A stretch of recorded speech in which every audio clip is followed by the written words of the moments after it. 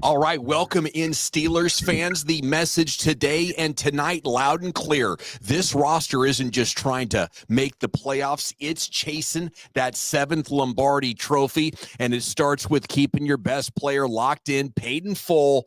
The standard is once again the standard. Let's do this.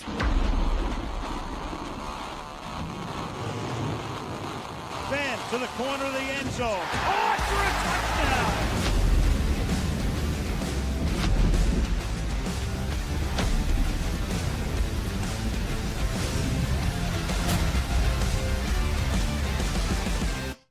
All right, welcome into the Knoll Road. I'm Gavin Dawson, 25-year sports radio veteran, along with the former all-academic SEC lineman from Kentucky, New Bear Lesniewski, live just a couple of blocks from where Bill Cowher grew up. How the hell are you, buddy?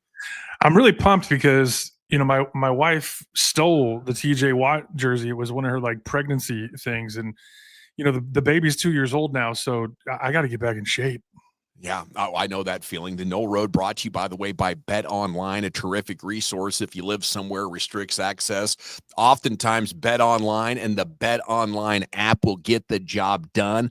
Plus, we have a How About Wow sign-up special here for you, up to $250 in free bets, 100 free spins for all new accounts, plus millions of dollars given out every month in the form of VIP rewards. So here it is, my man. The new money is 3 years and $123 million with 41 APY. He becomes the new highest paid non-quarterback of all time. Congrats to TJ Watt. Nobody deserves it more. Not at all. And I think this really ends any of the debate, all of the back and forth, the chuck and deuces on Instagram or Twitter, whatever the case may be. It's a inside the building, outside we're all in the building, and we are running toward the 7th Lombardi. So you know what? My question here, New Bear, for you, just to get the conversation started, then we'll go through some of these social media reactions. It's been a terrific afternoon and evening around this story. Does this signal they're all in? To what extent is this roster emblematic of a championship standard? Well, I think last year you were trying to find that transitional year, the first one for real post-Ben, and you took two shots. You took a shot on a guy who'd won a Super Bowl and another guy with a first-round pedigree who maybe needed a breath of fresh air, and it worked good enough to get you into the dance. What you have now is a 4-time MVP who, if he adds another ring, catapults himself into the conversation about being the second best quarterback of this era behind Tom Brady, which could arguably make him the second best quarterback of all time. You don't do that unless you're going to go all in, which meant that there was no chance this deal wasn't getting done. What else could you do to go all in? Like, is there a shortcoming on the roster that you would love to see shored up at some point during training camp, either through on-roster development or maybe a late summer trade or free agent addition? Or do you think this team is ready to win now that TJ Watt's officially back in the fold? The big question, which was the question before they traded and then signed DK Metcalf, it's not just TJ Watt that we're talking about today. These are the two biggest contracts. I mean, this is the most money they've ever spent in one. They don't do things like this. I think that's one of the things that's the most exciting about this, is that this signals change, and this signals new ways of doing business, new ways of looking at the team in totality, what it means to compete in today's NFL, what it means to be a one helmet guy. There's so many things on the table here. The number one roster development element is wide receiver 2. And I think they believe that the answer is in-house. They believe Roman Wilson, after basically a redshirt rookie season with some injuries and some doghouse stuff where, he had a really hard time just kind of getting back in the swing of things. Let's not forget, this guy was wide receiver 1 for J.J. McCarthy on a 15-0 Michigan team that he called the best receiver in the country. And I think J.J. McCarthy, frustrating year for a lot of people last year offensively. Yeah, I'm not going to hold that against him too much. It's funny when you think about guys, who have success and then they hit that first roadblock, they have that little bit of adversity. And the reason I was just going to keep talking about JJ McCarthy for 1 second was that, you talk about first round pick, knee injury. Now he's being handed the keys to the castle with all these weapons around him, right? The TJ Watt thing is like that for the defense. They got weapons at every level because of the moves they've made, but it's not just one guy. There's multiple guys, there's depth. There's guys that can do different things. It's going to lead to a whole different type of conversation about TJ Watt in 2025 and going forward. What do you mean by that? Well, I think a lot of teams, as much as you have to account for him, as much as you see the hype reels where you see everybody from Aaron Donald talking about him being him, Max Crosby talking about him being his favorite player, and all these other players celebrating who TJ Watt is, of course, led by Mike Tomlin talking about him being the best defensive player on the planet, is that he has, particularly last year, basically been lined up over right tackle. Whereas in years past, the reason he's got 7 interceptions is you might zone drop, you might true drop, you might throw a few snaps of him actually playing outside linebacker and show off other skills besides putting your hand in the turf and being a sprinter around end to hunt quarterbacks. And when you talk about TJ Watt and then the depth around him, Alex Highsmith, Nate Herbig, the Sawyer, the kid they drafted out of Ohio State that they're really high on. Then you go to the linebacker level, and it's a similar conversation with Queen and Wilson.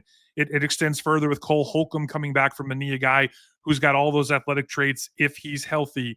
Most importantly, the Jalen Ramsey moving on from Minka Fitzpatrick, signals that you have a multifaceted corner who's going to slide into the slot, potentially play safety, but who's going to be able to blitz. And since they watched Mike Hilton sail down the Ohio River to Cincinnati 5 years ago, they really haven't had or brought that element.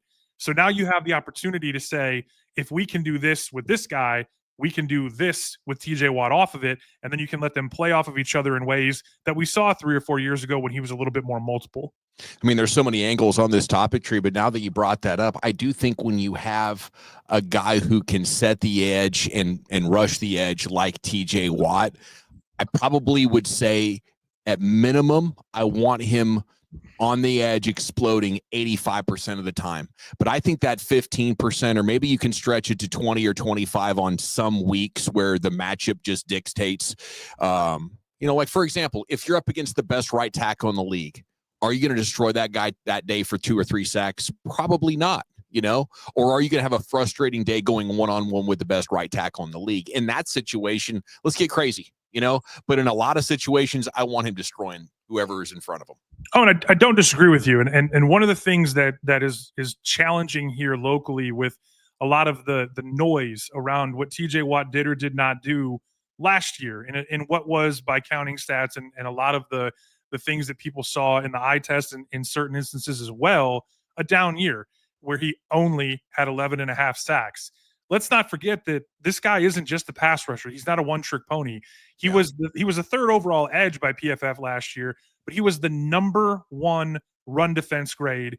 And I mean, when you take a look at everything that this guy does, everything this guy is capable of, the big part of that comes into the peanut punch stuff, the game change, the splash plays. They don't just come in the passing game with this guy. He's an every down edge. Yeah, and that is part of the reason why, I think while there might be some reaction around town that $41 million APY for a guy 31 years old who's already got a year left on his deal is too much, I think he's worth every penny. It's rare. I would say it's rare that I would be excited about giving a 31 edge the most APY any player has. But when your coverage grade is good, your run stopping grade is good, your pass rush win rate is good, your pressures are sky high, and there's no signs of you slowing down. It's not like it's a 5-year deal, New Bear. I think this is what you do, and it's maybe a little bit of a risky game, but there's risk in all players in the NFL. And elite ones tend to go well into their mid or even upper 30s sometimes. Well, and I think you're kidding yourself if you don't look at some of the things and say, was there a slippage? Was there a dip or a drop? And you go, okay, well, he was only 23rd in hurries. He was only 40s or 46th in hurries, 23rd in pressures, but he made those wins count. He's 5th most in stops. He's 2nd most in hits. I mean, an average season for this guy is what everyone else dreams about. You're talking about 18 TFLs, 30 plus QB hits, more than 15 sacks, 7 passes defended, 5 forced fumbles. That's the average season for this guy. And the thing that makes me crazy about the he's too old, wrong side of 30 conversation is he turns 31 in October. Myles Garrett turns 30 right after Christmas. Like we're having a conversation about this guy like he's 35 years old and he's going to be approaching 40 at the end of the deal. It's just not the case. No, and it's I think it can be an issue if it's a player who solely depends on his athleticism, like his hands, his technique, his feet, his footwork, his film work. All of that stuff is secondary to just him being a blazing athlete. You know, around 27 or 28 years old, I would start to get nervous with a player like that. But when you have a player that checks all the intangible boxes, the leadership, the hard work, and you know for a fact he's adding to his toolkit every offseason with the tireless pursuit of being one of the greats, you can be confident dude could lose a step, still be one of the best edges in the game, right? Well, and here's the other part of this conversation. Right down the line from him, look no further than Cam Hayward. 34, he's washed. He only plays 11 games. He pulls his groin. How much could he possibly have left? The big fella, just so much tread. All he did in his age 35 year last year was throw up the AP1, his fifth AP not overall, 4 of them ones. That probably cements his gold jacket. And if that guy is willing to go on the Rich Eisen show and say, I'm willing to go into Mr. Rooney's office and say, if you trade this dude, I'm shutting that down right now. And then, oh, by the way, Aaron Rodgers goes on McAfee and is turning the knob a little bit and saying, you know, hey, once we get our all-world Hall of Fame edge rusher back and letting everybody know, hey, I'm here for 1 year. Let's get this done. I love it. Now, I don't think this deal was ever really in jeopardy. Do you? I think it's just negotiation, and sometimes both sides can make a compelling case. They're just trying to make the other side a little nervous, but I don't think either side really wanted to move on. If the Detroit Lions, or pick your Super Bowl favorite du jour, would have come with multiple ones, it would have had to been a breathtaking offer. The only way you could justify moving Minka for Ramsey and Jonnu and then adding to that contract, and then at the same time bringing in Aaron Rodgers and everything that comes with it, the expectations, the commitment, the urgency. And look at this, do what you do with DK Metcalf, giving up a $2 and $150 million. You don't make these kind of moves if the intent is to let someone like TJ Watt go anywhere. That's a great point. Okay, up next here on the Knoll Road with Dawson and New Bear. I love some of the social media reactions we're getting, and this is unbelievable. This meme here, I guess, just the career earnings, how much the salary cap pie has absolutely exploded between the time of when J.J. Watt and T.J. Watt comes in. He's about to make in these 3 years almost as much as older bro did in his entire career, man. It's insane. You know, and you can look at, a lot of people have talked about the 23andMe here, right? You got the 3 brothers, Bale and Hay, on their way to Sunday Lives, making this money, making all pro. 2 of them are going to go to the Hall of Fame. And you go, wow, JJ broke down. Well, JJ broke down the first time in his late 20s, and then he came back and was good again and was all pro again. And then he broke down again, and then he came back and he was good again. I mean, look, let's be real about this. The average career span, the average lifespan in the NFL, 3.3 years. This is year 9. We're 3 times that. This is one of those super special dudes. There's still a chance that, he's had a pec injury. He's had some weird stuff. He had a weird thing with his knee and kind of a freaky away from the ball, just landing wrong and tweaking something. Like that could happen tomorrow. You could walk in and chewing bubblegum, stepping the wrong way on the sidewalk, and you could be out for the year. And that may happen. If it does, he's one of those guys that is coming screaming back into the following season. And so when you add it all up and you take the risk and you look at the character, you look at the leadership, you look at the work ethic, this is a guy who has heard the whispers about how he's one of those guys where he plays so hard that sometimes he's got to tap his helmet and ask himself to come out. And you might look up and go, wow, it's the 4th quarter. It's a 1-score game. Why isn't TJ in there? Well, they have depth. They have other guys who can go rush, and they're paying them too. But this is a guy who, with those whispers, with that noise, played literally the most snaps of any edge last year in the league. Yeah, and it's just been a few missed games here or there, other than 2022.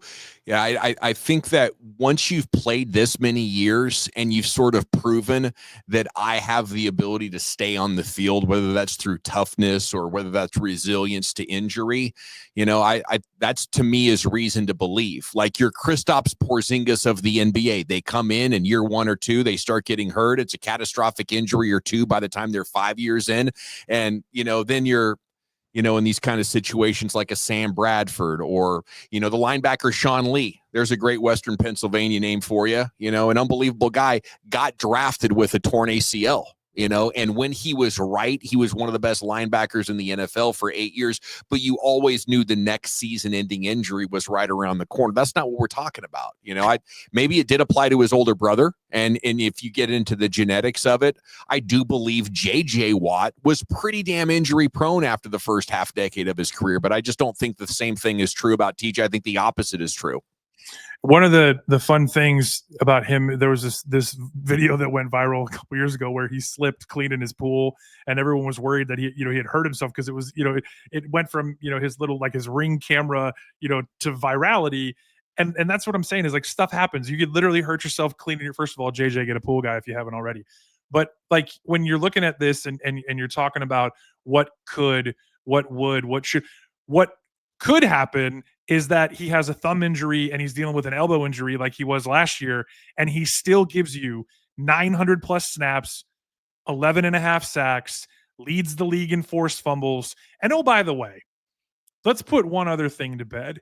In the playoff game, when everyone was talking about how he doesn't have a counting stat, watch the film. Watch how many times he's timing the snap and he's a heartbeat away from peanut punching one and maybe giving them a chance. And then look at a game where Baltimore runs for 299 yards and Kirby's on the air going, where's the fight? There was plenty of blame to go around in the way last season ended. It wasn't for a lack of effort. It wasn't for a lack of availability, talent, or any of the other things that are going to come into play over the next 3 or 4 years. Okay, other things that come into play with this discussion, TJ Watt, now the highest paid non-quarterback in NFL history. Again. Yeah, what do you think about showing respect for a local legend or making sure he's a one helmet guy? Is that important? Should that be as important as maybe it is for this organization? You look back over time and there are some loud voices in the 4-1-2 that have brought up the idea of letting a guy like Franco Harris go. 4 Super Bowls, all-time leading rusher, first ballot walk-in Hall of Fame. He was done. He was at the end. This was insert your favorite guy who had to go wear another team's jersey. This was not Tom Brady going to Tampa to prove something, which is what this would have been if TJ Watt would have put on someone else's uniform next year. This guy has a ton left in the tank. And it's really silly to think about when you talk about, 8 years and 7 Pro Bowls, when you talk about 5 of the last 6 years, he's been at least top 5 DPOY. He won 1. He should have won at least 2. He probably could have. He's right there for at least 3 of those. But every year he's in the running for Defensive Player of the Year. Slowing down for him is coming in third. He's on the medal stand for DPOY. And we're worried about this guy? What are we talking about? Yeah, I guess it's just the the history of good edges or defensive players or guys that rely on elite athleticism going into their 30s.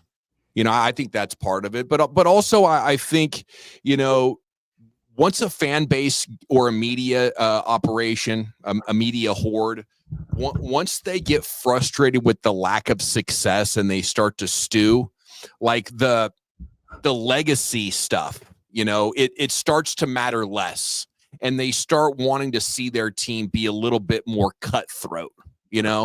I think if you were listening to the guys over at the Fan complaining about this contract, maybe that's what they would say. We need this front office to be more shrewd, if we want to get to the top. But I think that's just frustration speaking. I don't think that's really understanding. And I'm not saying this out of any sort of loyalty or need to have one helmet, guys. I just think you evaluate this on a per case basis. running backs over the age of 30 are done for. This league is heavily populated through history with great defensive linemen that remained very, very damn good to great, sometimes even having some of their better seasons from age 31 to 36.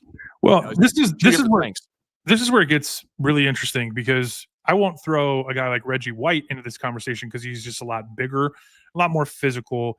The hump move, first and foremost, was just one of the most devastating signature things. But when you talk about a guy like TJ Watt at 6'4", 255, 260, right? He's listed at 252. So let's call him between 250 and 260. What did Bruce Smith play at? 6'4", 265. What did Michael Strahan play at? 6'5", 255. You go down this list of names, Kevin Green, the DeMarcuses, Lawrence and Ware. You go to Von Miller is still getting paid to go hunt. Daniel Hunter just got paid. Trey Hendrickson's going to get paid. Khalil Mack's 33. This is his age 34 season. 33, 34. Chris Dolman had like 60 sacks after the age of 34. Like, there is a precedent for guys who look like TJ Watt, who play like TJ Watt, to produce like TJ Watt. And TJ Watt's done it. Why would we think he's going to do anything else? So what do you think of the Super Bowl or bust thing? Is this team ready to take that big of a step based on getting Aaron Rodgers, getting Jonnu Smith, getting Jalen Ramsey? I think last year, the first month and a half of the season or so, it started to look like that team was, but the longer the season went on, it felt like maybe there is a bigger gap between the Steelers and the top of the AFC than we wanted to believe there back in September and October. Well, the number 2 thing after wide receiver 2 is what's going to happen up front. And there's a lot of noise that Broderick Jones, who they traded up to get in the first round in 23, who spent the last couple years on the right side because they had Dan Moore on the left, who just got the big contract and moved on, who was a try-hard guy that Mike Tomlin really liked, who made himself into a pretty good player. And he was bad a couple years ago, but he was okay last year. And then Broderick Jones struggled on the right side, and he was someone that you traded up the draft to be your future left tackle for the next decade. And now he goes back to the left side. So if you assume that pedigree and him going back to where he's comfortable is a check, then you're talking about Seumalo into Zach Frazier. Zach Frazier's the best young center in the NFL, might be soon the best center in the NFL. They got another great guard up front, Mason McCormick, in the 4th round last year. And then you have the right tackle, another first-round pick, Troy Fatanu, who actually, redshirted similar fashion to Roman Wilson, a little bit more serious of an injury. There's big questions up front with the bookends. Assuming the bookends are going to play to their pedigree, improve as the season goes, really high on the Caleb Johnson kid that they grabbed out of Iowa, who, not just because the uniforms look exactly the same, so you can easily envision, you don't have to do much photoshopping to transition him into these colors. But now you're talking about a guy who's going to play differently than Najee Harris did, and who's going to stay on he's going to stay on the track, hit the track, run the track, take what's there, and then, oh, by the way, slip it for a little bit more. Whereas Najee, despite his size and his wondrous gifts, was a little bit of a guy who struggled to find the hole, to consistently get through the hole, and then to break big runs, which is something that they're counting on Jaylen Warren to do. So if you go wide receiver 2, Roman Wilson solves that problem opposite DK Metcalf. The tackles hold up. This defense is loaded. This is a $200 million defense when you count Mike Tomlin's salary, which is kind of the joke, around town, because he's so invested in everything that the defense does. And that's really his shtick, his thing. And really, for years, he was the only guy who had solved Lamar Jackson. As good as Lamar Jackson was, particularly when he came to Pittsburgh, he didn't play very well. They had that dude's number. They were in his head rent free. Derrick Henry changes some things. So are there questions? Sure. Are there answers on this roster? Absolutely. Does what they've done to date show that there might be another move in the works? Also true. So there's a lot to think about where they are. And there's I think if you have Aaron Rodgers and you have 31-year-old TJ Watt, you should look at it like, man, these next 2 years might be it. And maybe it's just one with Rodgers, right? Based on what he said a couple of weeks ago. Right. And if it's just one with Rodgers, how I would look at it is, let's be irresponsible a little bit. Let's overspend on this year. Rodgers retires, and we'll reassess then. But let's go for it a little bit more. Let's get the fan base even more excited about what might be. Well, here's where this gets really interesting is everyone has talked a lot about how the Steelers are ostensibly doing what you cannot do. You can't try to win now and also build for the future at the same time. And Tomlin's got the undefeated, or not undefeated. Tomlin's got the never had a losing season streak. And does that kind of leave you in purgatory where, 9-8, 10-7, you get in and then you get bounced, right? One and done. But what's really fascinating about this right now is they got 12 picks next year. And they drafted Will Howard, who's a kid that they see a lot of Ben Roethlisberger light, right? They're not saying he's Ben, but Ben is mentoring this kid. Ben's taking an interest in him. Aaron Rodgers, unlike what Brett Favre did for him and what he didn't do with Jordan Love because of the animosity of drafting your replacement, Will Howard isn't coming for Aaron Rodgers, and he knows that, and Rodgers knows that. And so Rodgers is also teeing this guy up, and you're going to find out, behind closed doors, or maybe if Rodgers needs a week off over the grind, similar to like maybe a Joe Milton behind a Dak Prescott in Dallas over the course of 18 weeks, what this guy might have from a traits perspective. But the conversation has really been about going and getting the quarterback next year with these picks, using them to move up and go get the guy you like if Rodgers is one and done as a Steeler. And what you're talking about is really interesting because if you think about Tom Brady at the end, he was basically going year to year.